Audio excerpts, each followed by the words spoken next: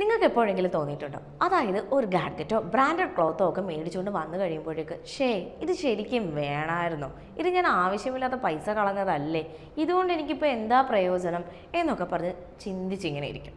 അപ്പം തന്നെ തൊട്ട് പറയുന്ന അടുത്ത ചിന്ത വരും, അതിനിപ്പോൾ എന്താ, നീ ഇപ്പോൾ വാങ്ങിച്ചതുകൊണ്ട് നന്നായതേ ഉള്ളൂ, ഈ ഡ്രസ്സ് നിനക്ക് അടുത്ത ഫംഗ്ഷന് യൂസ് ചെയ്തൂടെ, അതിനുവേണ്ടി വേറെ പർച്ചേസ് ചെയ്യേണ്ട ആവശ്യമില്ലല്ലോ. അഥവാ ഈ ഗാഡ്ഗറ്റ് ആണെന്നുണ്ടെങ്കിൽ ഗാഡ്ഗറ്റ് നിനക്ക് അങ്ങനെ ഒരു ആവശ്യം വന്നു കഴിഞ്ഞാൽ യൂസ് ചെയ്യാമല്ലോ, ഇതിനായിട്ട് ആരുടെയും പുറകെ നിനക്ക് നടക്കണ്ടല്ലോ, ഇങ്ങനെയൊക്കെ പറഞ്ഞിട്ട്. ഇത് എല്ലാവർക്കും അനുഭവം ഉണ്ടാവില്ലേ. ഇതിനെന്താ പറയാന്നറിയോ? Cognitive dissonance.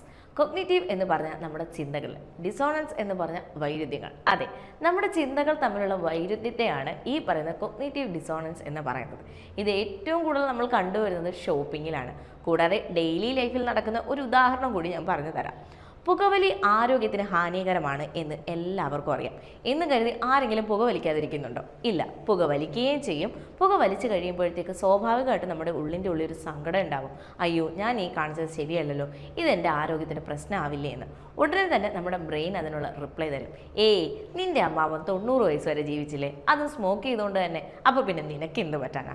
ഓക്കെ, അവിടെ സംഭവം ക്ലോസ്. അതായത് ചെയ്തത് തെറ്റാണെന്ന് നല്ല രീതിയിൽ അറിയാം, പക്ഷെ ബ്രെയിൻ നമ്മളെ അതിവിദഗ്ധമായിട്ട് അങ്ങ് പറ്റിച്ചു. ഒരു കുഴപ്പമില്ല, നിനക്കിതുകൊണ്ട് ഒരു പ്രശ്നവും വരാൻ പോകുന്നില്ല എന്നുള്ളത്. ഇപ്പം മനസ്സിലായില്ലേ കാര്യം എന്താ നടന്നുകൊണ്ടിരിക്കുന്നതെന്ന്? ഇത് തന്നെയാണ് ഷോപ്പിങ്ങിൽ നടക്കുന്നത്. ഷോപ്പിംഗ് ചെയ്യുന്ന സമയത്ത് നമ്മൾ സ്വാഭാവികമായിട്ടും വല്ല ഇൻഫ്ലുവൻസേഴ്സോ അങ്ങനെയുള്ള ആൾക്കാരോ ഒക്കെ തന്നെ ഇത് യൂസ് ആക്കി കാണും. അതിപ്പോൾ ഗാഡ്ഗറ്റ് ആവാം, ഡ്രസ്സ് ആവാം.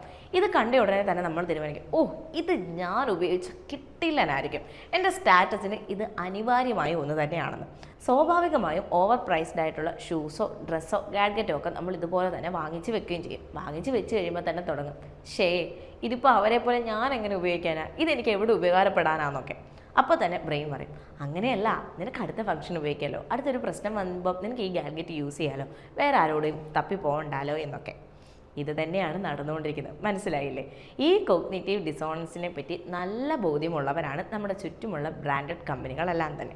അതുകൊണ്ടാണ് പലപ്പോഴും നമ്മൾ സൈറ്റിലോ അല്ലെങ്കിൽ നമ്മൾ തുണി എടുക്കാനോ ഗാഡ്ഗറ്റോ ഒക്കെ വാങ്ങിക്കാൻ വേണ്ടിയിട്ട് പോകുന്ന സമയത്ത് അവിടെ ഒരു പരസ്യവാചകം പോലെ അല്ലെങ്കിൽ നമ്മളെ അട്രാക്റ്റ് ചെയ്യുന്ന തരത്തിൽ അവരിങ്ങനെ എഴുതി വെച്ചേക്കും, എന്താണ് 30 days റിട്ടേൺ പോളിസി എന്ന് പറഞ്ഞു. സ്വാഭാവികമായിട്ടും നമ്മൾ അവിടെ ഓക്കെ ആവും, 30 ദിവസം ഉണ്ടല്ലോ, ഇഷ്ടപ്പെട്ടില്ലെങ്കിൽ തിരിച്ചു കൊടുക്കാമല്ലോ എന്നുള്ളത്.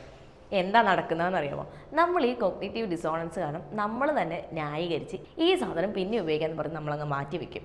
90% ആൾക്കാരും ഇത് റിട്ടേൺ ചെയ്യാൻ പോകുന്നില്ല എന്ന് അവർക്കും അറിയാം, നമുക്കും അറിയാം. അതിനുശേഷമുള്ളതാണ് നമ്മൾ ഈ സാധനങ്ങളൊക്കെ വാങ്ങിച്ചോണ്ട് വന്നു കഴിയുമ്പോൾ ഒന്നെങ്കിൽ അവരുടെ ഒരു ടെക്സ്റ്റ് മെസ്സേജ് അല്ലെങ്കിൽ ഒരു email, thank you for choosing yes, you made the right choice. സ്വാഭാവികമായും ഇത് നമ്മുടെ ബ്രെയിൻ അങ്ങ് ബോധിക്കും. കാരണം എന്താണ്, ഓൾറെഡി നമുക്കറിയാം ഇത് ഓവർ പ്രൈസ്ഡ് ആയിരുന്നു, നമ്മുടെ ബഡ്ജറ്റ് തീർത്തൊരു സംഭവമാണ് ഈ നടന്നതെന്നൊക്കെ. ഈ ഒരു മെയിലോ അല്ലെങ്കിൽ ഈ ഒരു ടെക്സ്റ്റ് മെസ്സേജോ ഈ പറയുന്ന 30 days പോളിസിയോ ഒക്കെ നമ്മൾ ഈ ഉണ്ടായ മുറിവിൻ്റെ പുറത്തൊരു ബാൻഡേഡ് പോലെ അങ്ങ് കണക്കാക്കും. ഇതാണ് ശരിക്കും നടന്നുകൊണ്ടിരിക്കുന്നത്. ഇനി നെക്സ്റ്റ് ടൈം എന്തെങ്കിലും കാര്യങ്ങൾ, അതിപ്പം ബ്രാൻഡഡ് ക്ലോത്ത് ആയിരിക്കാം, ഗാഡ്ഗറ്റ്സ് ആയിരിക്കാം, എന്തോ ആയിക്കോട്ടെ, ഷോപ്പ് ചെയ്യുന്ന സമയത്ത് ഇത് കിടിലനായിരിക്കും എനിക്ക് എന്ന് പറഞ്ഞുകൊണ്ട് നമ്മുടെ ഉള്ളിൽ നിന്ന് ഒരു സൗണ്ട് വരുമല്ലോ. ആ സൗണ്ട് വരുമ്പോൾ നമ്മൾ നമ്മളോട് തന്നെ ചോദിക്കാം, ഇത് ശരിക്കും എനിക്ക് ആവശ്യമുള്ളതാണോ അതോ എൻ്റെ കോഗ്നിറ്റീവ് ഡിസോണൻസ് എന്നെ കൊണ്ട് ചെയ്യിക്കുന്നതാണോ എന്ന്. ഒരു പരിധി വരെ നമ്മുടെ ഓവർ പ്രൈസ്ഡ് ആയിട്ടുള്ള സാധനങ്ങൾ വാങ്ങിക്കൂട്ടുന്ന രീതിയൊക്കെ നമുക്ക് കുറയ്ക്കാൻ ഈ ഒരു ചിന്ത ഹെൽപ്പ് ചെയ്യും. നിങ്ങൾക്കും ഇതുപോലെയുള്ള അനുഭവങ്ങൾ ഉണ്ടായിട്ടുണ്ടോ എന്നുണ്ടെങ്കിൽ ഞങ്ങളുടെ ഈ വീഡിയോയുടെ താഴെ കമൻറ്റ് ചെയ്യൂ. ഇതുപോലെയുള്ള ഇൻഫോർമേറ്റീവ് വീഡിയോസിനായി ഞങ്ങളെ ഫോളോ ചെയ്യൂ.